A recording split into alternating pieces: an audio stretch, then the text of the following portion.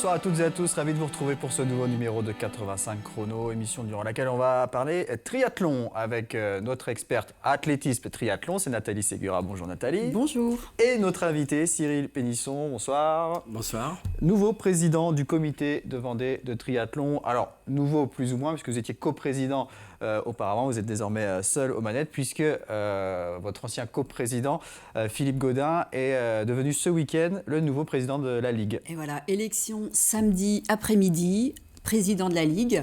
Alors vous vous connaissez bien avec Philippe, puisque vous avez partagé 4 ans de coprésidence au comité de Vendée.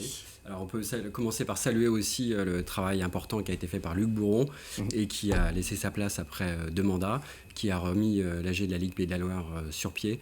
Et donc Philippe s'inscrit complètement dans cette continuité après avoir pris avec moi pendant 4 ans la coprésidence du comité de Vendée de triathlon. Voilà, avec plein de nouveaux projets, autant à la Ligue qu'au comité de Vendée. Oui, alors l'avantage d'avoir travaillé pendant 4 ans avec Philippe, c'est qu'on est en phase et que la feuille de route qu'il inscrira sur la Ligue des Pays de la Loire, le comité de Vendée s'inscrira complètement dedans. Donc priorité aux écoles de triathlon, poursuivre le développement, priorité au développement du triathlon féminin. En tout cas, globalement, continuer à populariser ce sport et à le structurer et à être une aide précieuse, on l'espère, auprès des clubs. D'accord.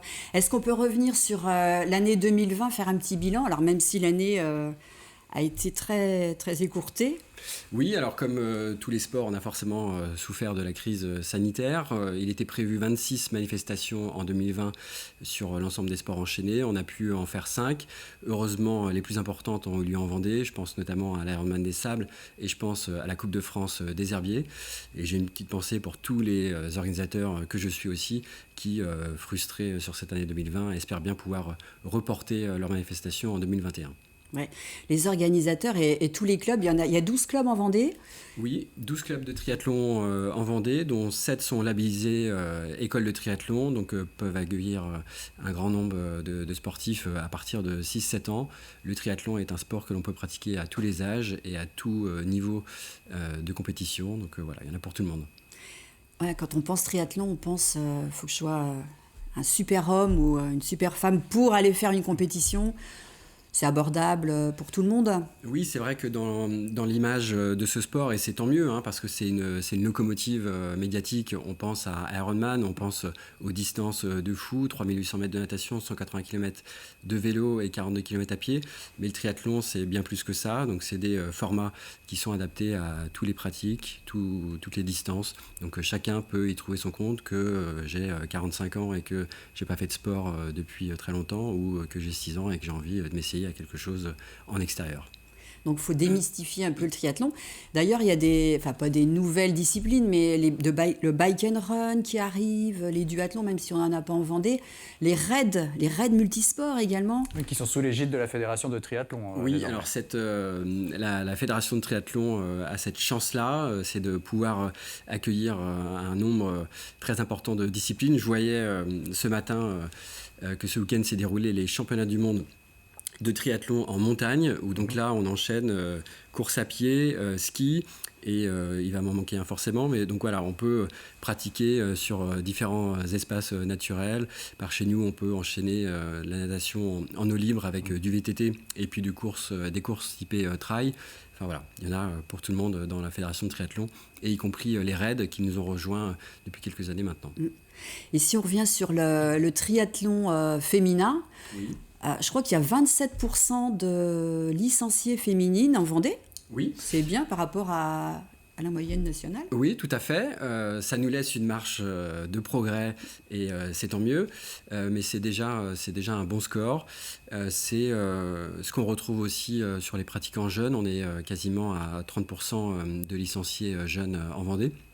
Donc voilà, c'est 2 forces déjà qu'on a sur le territoire vendéen et qu'on va tâcher de développer pour les années qui viennent. Combien de licenciés aujourd'hui en Vendée ? Alors on est à 1000 licenciés.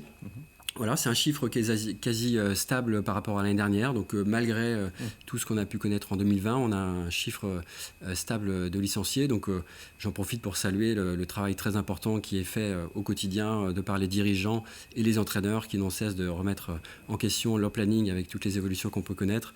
Donc grâce à eux, la dynamique est resté et on espère bien repartir de plus belle dans les mois qui viennent. Alors, on ne l'a pas précisé, vous êtes président du comité de Vendée, mais aussi vice-président du club de La Roche Vendée Triathlon et également responsable de l'organisation du triathlon de La Roche-sur-Yon qui est programmé le 30 mai. À Moulins-Papon, à La Roche-sur-Yon. Ouais. On va tout faire pour le maintenir.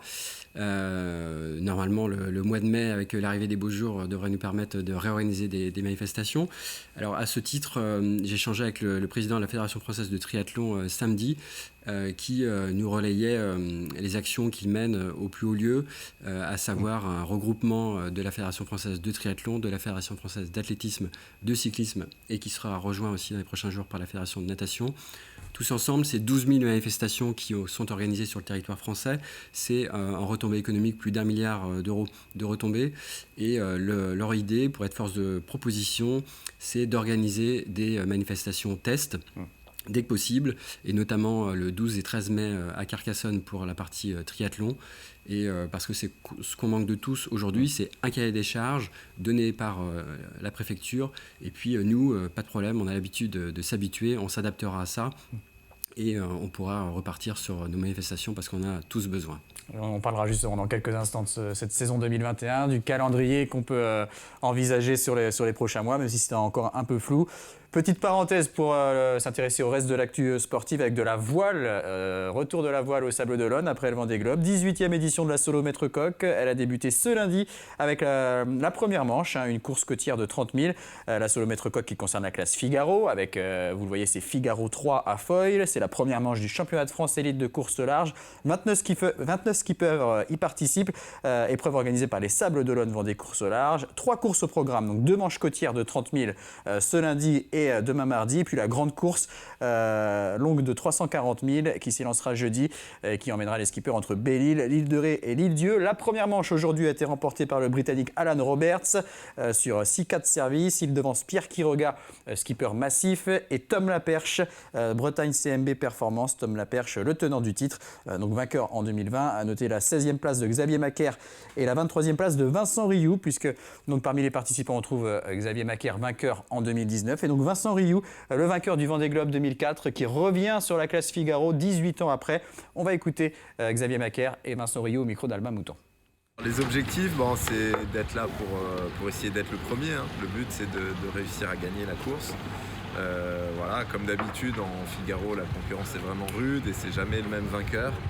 Donc ça va être difficile, ça va jouer serré, mais c'est ça qui est intéressant, c'est ça qu'on aime dans le Figaro. On a tous les mêmes bateaux, c'est de la monotypie, tous les bateaux sont identiques et c'est vraiment le skipper qui fait la différence par les réglages, la vitesse, la stratégie.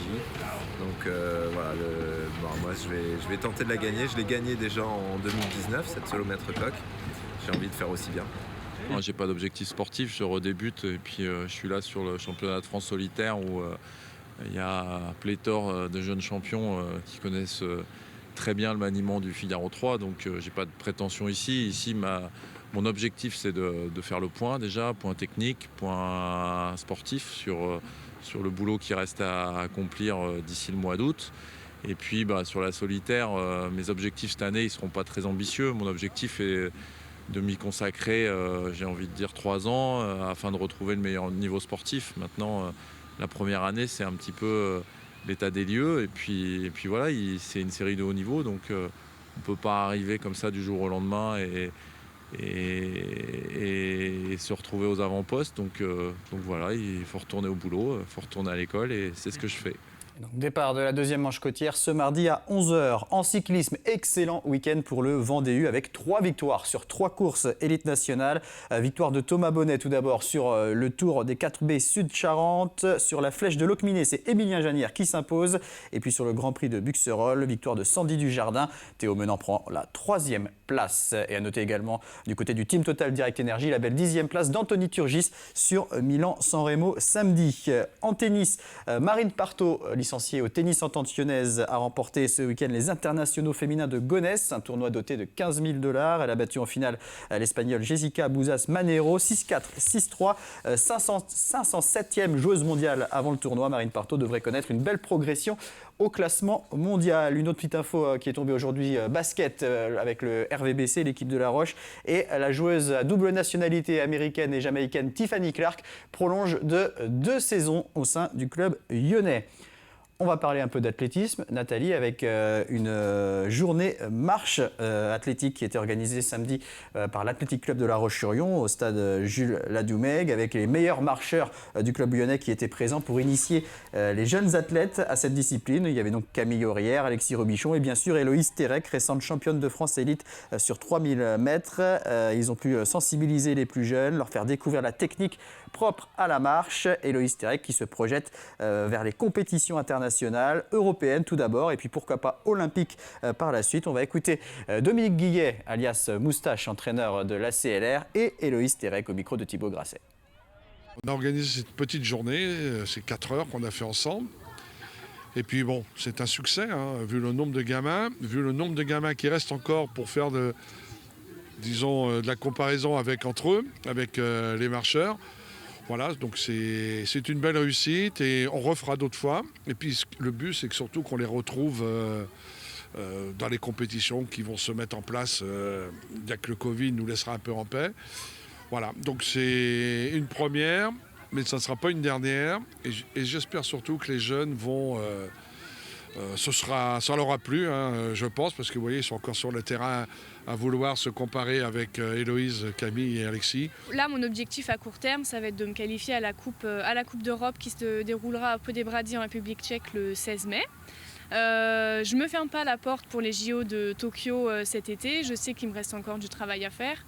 Mais voilà, je le garde dans un coin de ma tête et je verrai bien ce que ça donne le 16 mai à Poděbrady. Et oui, après, l'objectif à long terme, c'est évidemment de faire les JO de Paris en 2024.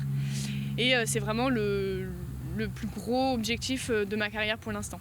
On a un meeting de sélection qui se déroulera le dimanche 4 avril dans le sud de la France. Ça va être un 18 km qui va permettre de nous sélectionner sur le 20 km à la Coupe d'Europe le 16 mai. Pour se qualifier aux Jeux Olympiques, il va falloir faire un temps requis, c'est 1h31 pour les femmes sur le 20 km. Donc il va falloir que j'attende le 16 mai pour pouvoir m'exprimer pleinement sur cette distance. Alors Nathalie, toujours concernant l'athlétisme, on pourrait peut-être en savoir plus en fin de semaine sur le calendrier de la saison 2021. Peut-être vendredi prochain, vendredi 26 mars, le comité directeur de la FFA se réunit pour parler calendrier des compétitions. Calendrier qui devrait rouvrir seulement au 1er juin, pas avant. Donc, ce qui implique l'annulation une 2e année consécutive des interclubs. Ouais. Encore un sale coup pour les athlètes, mais il va falloir attendre. Enfin, on en saura plus vendredi, mais le 1er juin, pas avant. Les interclubs, toujours un moment très apprécié au sein des clubs d'athlétisme. Alors justement, au niveau du triathlon, comment on se projette sur les mois à venir, sur ce calendrier? On parlait du 30 mai à La Roche, mais c'est forcément encore en suspens.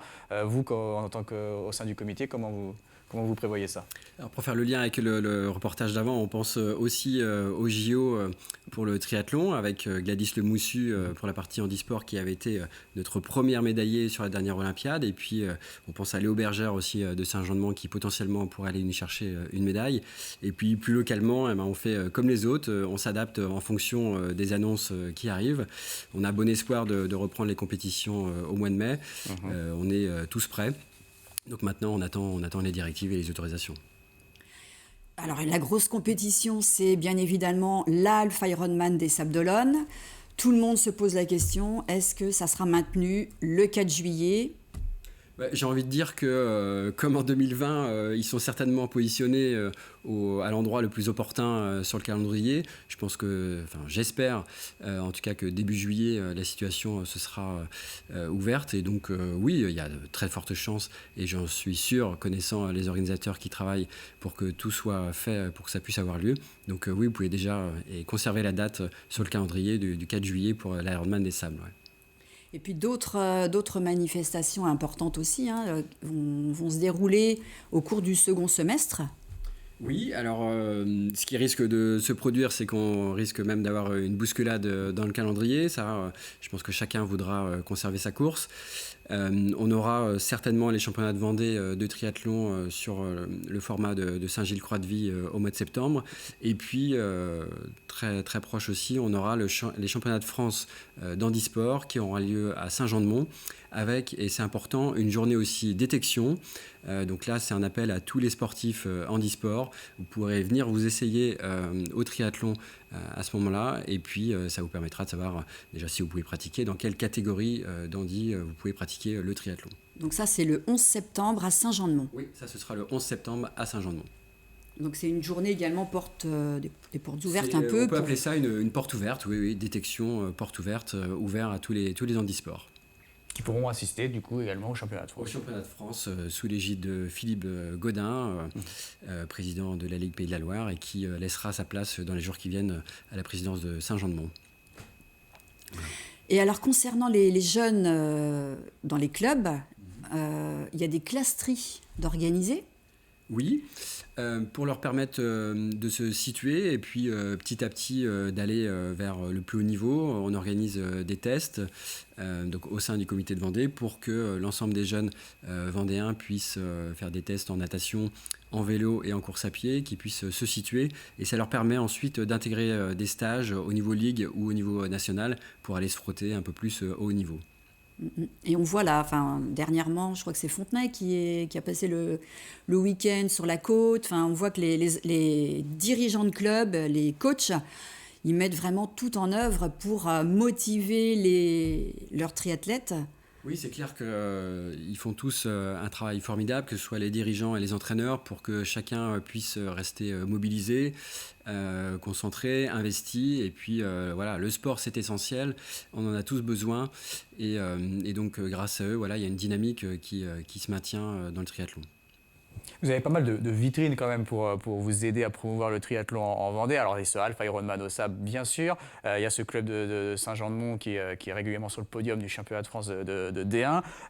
Là, dernièrement, on voit qu'au Sable d'Olonne, Thomas Vauclair ou encore Thomas Laurent, le pilote automobile, s'inscrivent au club. Ça, pour vous, c'est tout bénef. Oui, c'est tout bénéfique. On a cette chance d'avoir, mais on la travaille, une image positive. Et donc, on est très attractif. Et donc, c'est en plus spontanément que Thomas Vauclair a décidé de rejoindre le club des Sables d'Olonne cette année. Après s'être testé sur un format relais il y a quelques temps. Thomas Laurent aussi, le pilote automobile, vous l'avez dit. Et puis on est effectivement sur un territoire où historiquement le triathlon est bien présent, que ce soit à Saint-Jean-de-Mont, effectivement, qui a fini 3e de D1 l'année dernière, au Sable d'Olonne 6e. Mais voilà, on a un maillage en termes de clubs qui est important, 12 clubs, on a 26 manifestations sur le territoire, ce qui est très important aussi. Par comparaison, en Loire-Atlantique, ils ont plus de clubs que nous, mais 2 fois moins de manifestations. Alors forcément, on a un littoral qui nous permet de faire des belles choses, mais pas que. Même les clubs qui sont dans les terres ont à cœur d'organiser leurs manifestations. Donc voilà, on est sur un territoire dynamique et le triathlon n'échappe pas à cette règle et on va poursuivre ce développement. Merci beaucoup en tout cas Cyril Pénisson d'être venu nous rendre visite et donc on espère au mois de mai revoir des compétitions de triathlon et notamment le 30 mai du côté de La Roche-sur-Yon et à Moulins-Papon. Merci Nathalie. Merci. À bientôt pour reparler triathlon ou athlétisme. Merci beaucoup à vous de nous avoir suivis. On se donne rendez-vous jeudi pour un nouveau numéro de 85 chrono. Très bonne soirée à tous.